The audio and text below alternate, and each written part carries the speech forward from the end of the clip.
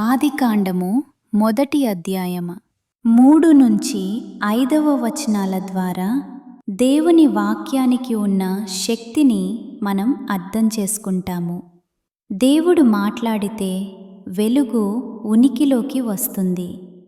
ఆయన స్వరానికి ఎదురు నిలబడగలిగినది ఏదీ లేదు.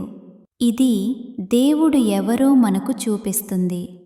ఆయన అధికారమున్న దేవుడు, వ్యవస్థను, ఉద్దేశాన్ని కలిగిన దేవుడు. అలాగే మనం ఎవరో కూడా చూపిస్తుంది. జీవితం గందరగోళంగా, విభజనగా, చీకటిగా అనిపించినప్పుడు మనకు ఆయన ఎంత అవసరమో అర్థమవుతుంది. ఇక్కడ మన జీవితంలో రావలసిన మార్పు ఏమిటో స్పష్టంగా ఉంది. మన పోరాటం ఆపి ఆయన స్వరాన్ని వినడం మొదలుపెట్టాలి. ఈ వాక్య భాగం మనల్ని హెచ్చరిస్తుంది.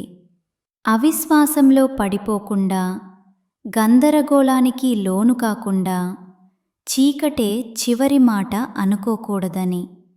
వెలుగు మనకు ఒక ఉదాహరణ. అది వాదించలేదు, పోరాడలేదు, ఆజ్ఞను పాటించింది. ఇదే మనం పట్టుకోవలసిన వాగ్దానం.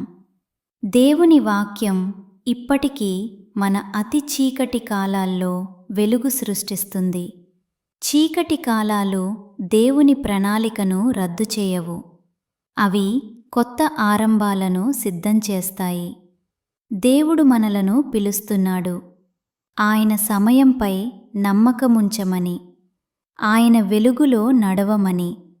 ఇవి బైబిల్లో రాయించబడిన కారణం ఇదే. చీకటి ఎప్పటికీ శాశ్వతం కాదని మనకు గుర్తు చేయడానికి.